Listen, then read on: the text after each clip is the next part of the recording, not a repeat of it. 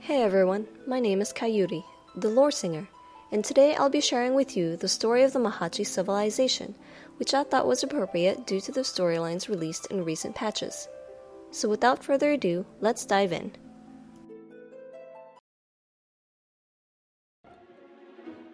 To help with this tale are the words of Raya Osena, who we know today as the sister of Sitir Kani Sena, the leader of Gridania.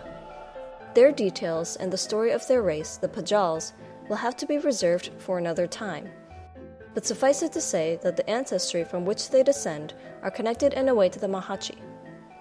During the White Mage story in 1.0, Raya Osena tells us a little bit about the history of this tumultuous era. The Fifth Astral Era is said to have begun approximately 3 millennia ago.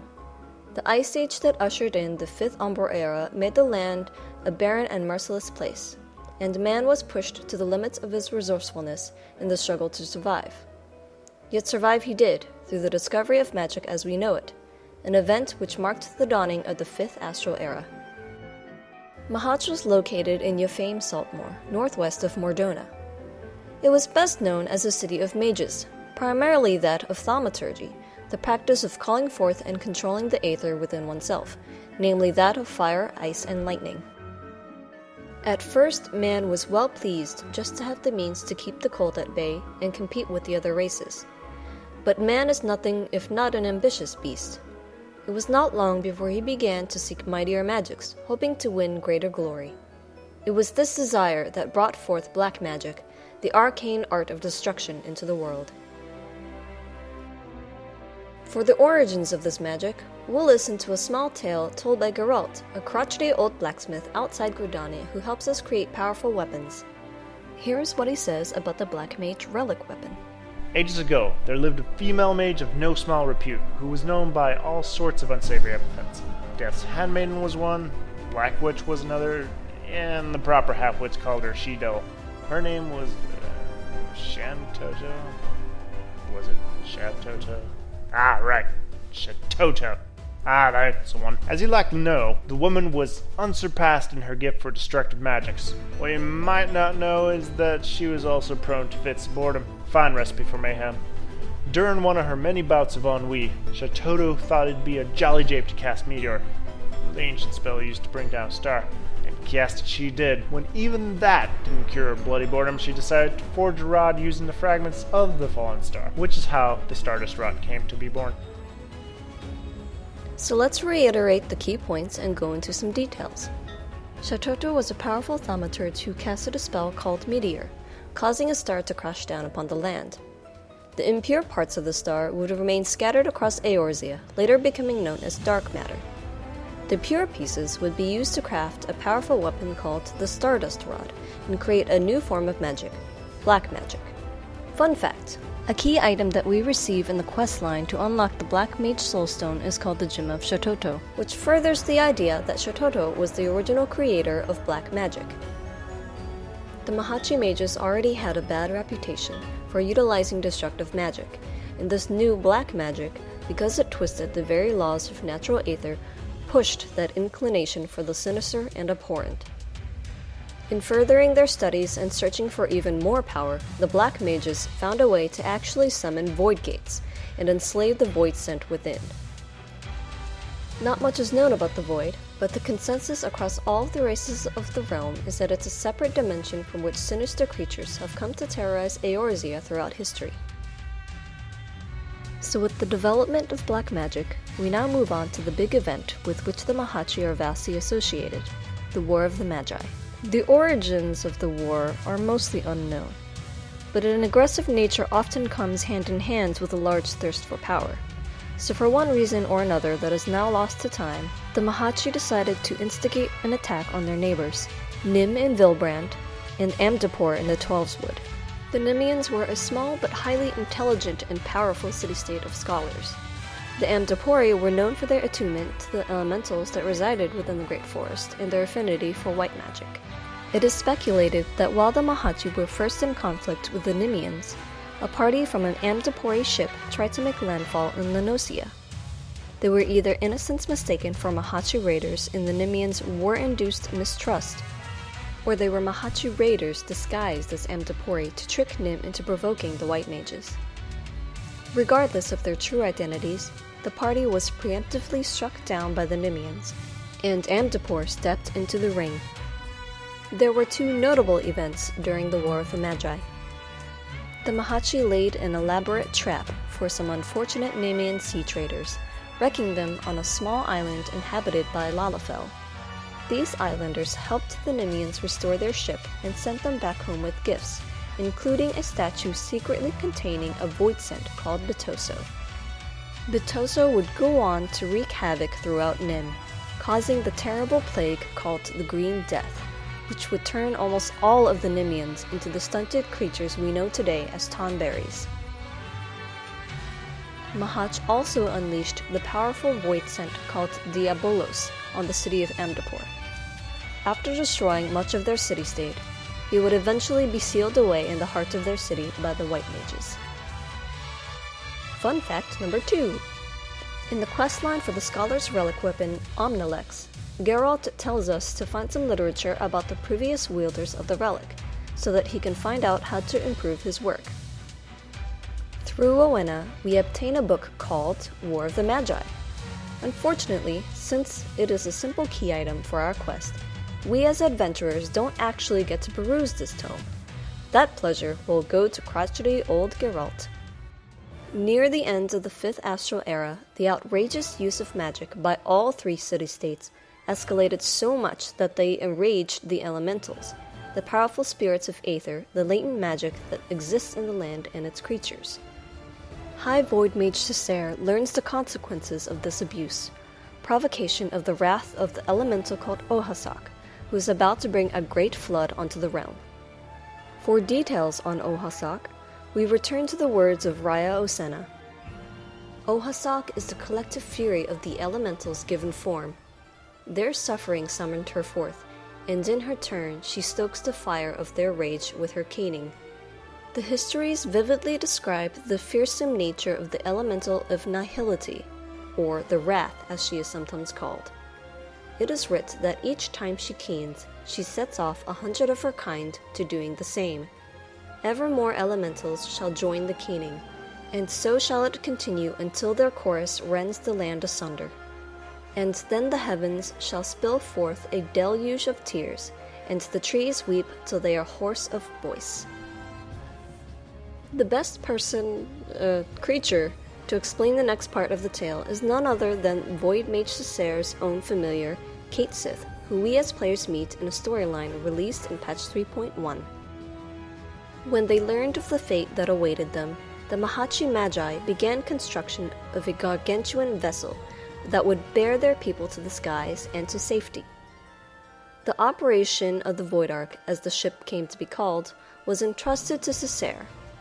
Prior to that, of course, my master had been a prisoner in her own home, confined for her outspoken opposition to the war. By what power do you imagine such a massive craft remains aloft? The energy required to raise the Ark was siphoned from over 1,000 otherworldly servants sealed within the vessel. Advances in Mhachi sorcery were made for one reason and one reason only: cataclysmic destructive power. And the swiftest and most dangerous method of acquiring that power was through the enslavement of void-sent entities. At the very heart of the Ark, the Void Mages had entombed a great ruler of the Void-sent, Scathach, the Shadow Queen. But in order to control so potent a prisoner, a mage of adamant will was required, and being Mhachi's preeminent sorcerer, Cessair was deemed best qualified. Yet even with Cessair's peerless skill, the Shadow Queen could not long be subjugated. One after another, the lesser Void-sent awoke, and ran rampant within the ship. In the end, Cessair and the 53 Void Mages aboard the Ark sacrificed their own life energies to return the fiends to their coffins, leaving me, a lowly familiar, to watch over a derelict prison. While all of this is happening, on land, Ohasak causes a cataclysmic flood of the city-states, also known as the Sixth Umbral Calamity, wiping out the remaining civilizations to end the war and usher in the Sixth Astral Era.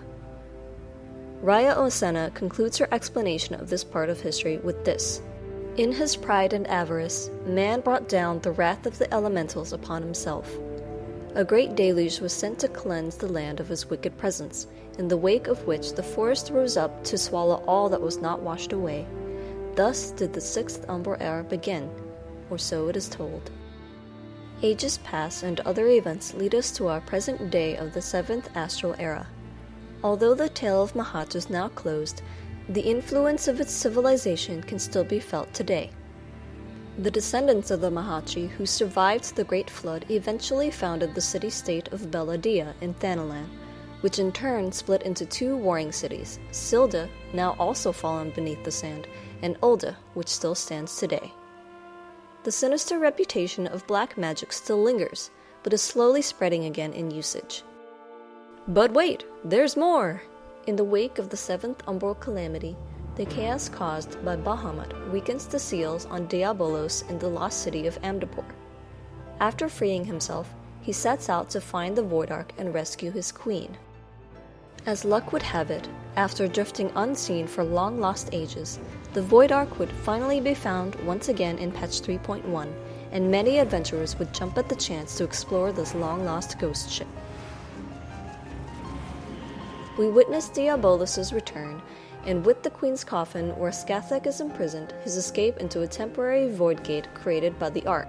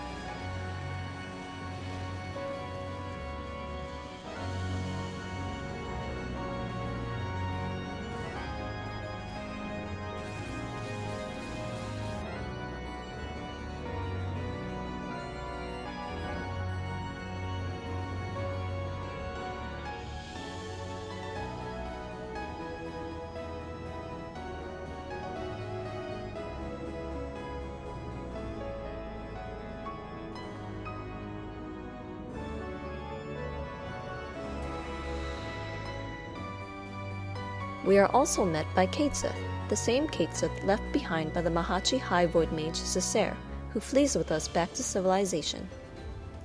In patch 3.3, while Kateseth beseeches us to retrieve the Queen's coffin before Diabolos and Skathek unleash chaos upon the realm, we find that the mighty Voidsent now has his eyes set on the ruins of Mhach itself, since by now the waters of the Great Flood have receded from the famed Saltmoor. Kateseth enlightens us to a powerful relic known as the Null Stone, which still lays there in its significance. The more powerful the Voidsent, the more difficult it is to manifest its presence in this world. Their own immense strength weighs them down like an anchor, you see, preventing them from breaking the surface of our dimension. And that is why they cooperate with mortal sorcerers. A mage can provide a suitable vessel for the summoning, or rip a large enough hole in the fabric of reality for the entity itself to step through. But it would be foolhardy to expect such devious and malevolent creatures to abide by the spirit of even the most carefully worded contract. Thus did the Mhachi Magi construct an occult device that would more securely bind the Voidsent to their will, a safeguard of sorts, that to the best of my knowledge yet lies entombed within the remnants of the ancient city. The Nullstone was seen as a last resort. Should a Voidsent break its pact and turn on its summoner, the mage could use the relic to disperse the very essence of even the most potent entity, obliterating it completely. Here one would ask, why would the Mhachi leave such a valuable artifact behind if they knew the Great Flood was about to destroy their city? Kateseth explains. Its value was the very reason they chose not to risk its relocation. The Nullstone is kept within a structure constructed for the purpose, secured behind powerful wards and protected by deadly guardians. And with the rising of the waters, they reasoned that the artifact would be sunk along with the city, far beyond the reach of vengeful Voidsent. Tisk, Mhachi mages. Oh, how wrong you were. So we race through the weeping city of Mhach to retrieve the Nullstone before it falls into Voidsent hands, smiting Diabolos' minion Ferdiad in the process. Although he escapes, with the Nullstone now in our possession, the overall conflict against Diabolos edges more in our favor. This tale will continue to unfold in the patches to come. And that concludes for now the Story of Mhach. If you enjoyed this video, please hit like and subscribe. If you have any questions, something to add, or a new story request, please feel free to comment below. Thanks for watching, and until my next tale, cheers!